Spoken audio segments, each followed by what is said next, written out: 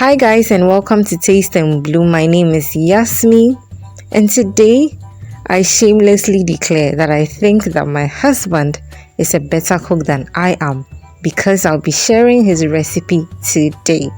Let's just call it the baked beans infused goat meat stew. Let's get started. So for starters, I'll crack some eggs into a bowl. Then I'll add in my baked beans and then some chopped vegetables, any vegetables of your choice, and then add some salt, beat everything together nicely, and go ahead and scramble these eggs. Guys, we are on our way to 1,000 subscribers, and I thank you all so much for the support. It's been amazing. I'm so grateful for each and every one of you. Don't forget to continue sharing my content, and let's help this family keep growing.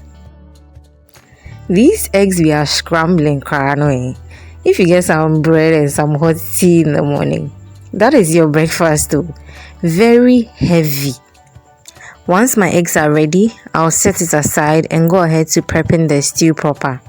So here I have my prepped goat meat. I'll go ahead and add in some blended onions, ginger and garlic with some rosemary and salt.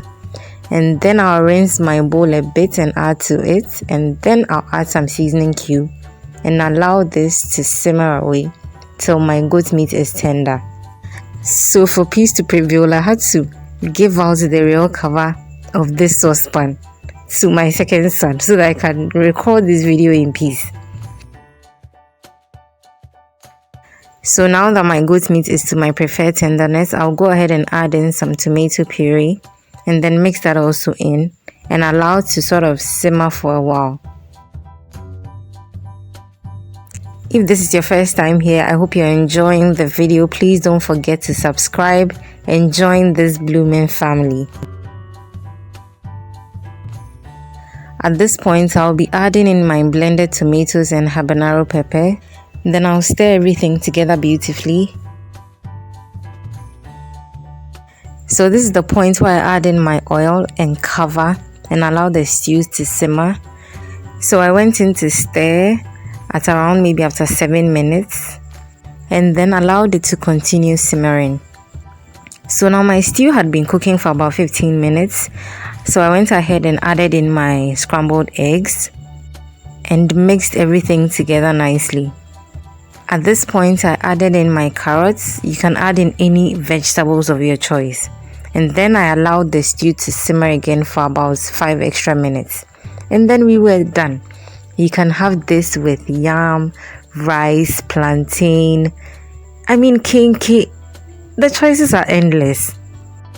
Special shout out to Bay of Life for teaching me how to make this deliciousness.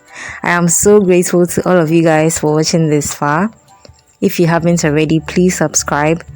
And again, please give me a thumbs up so I'm encouraged to do more of these amazing recipes. Also share my content, leave comments down below, and let's keep the fun alive. Until we see each other again, keep blooming.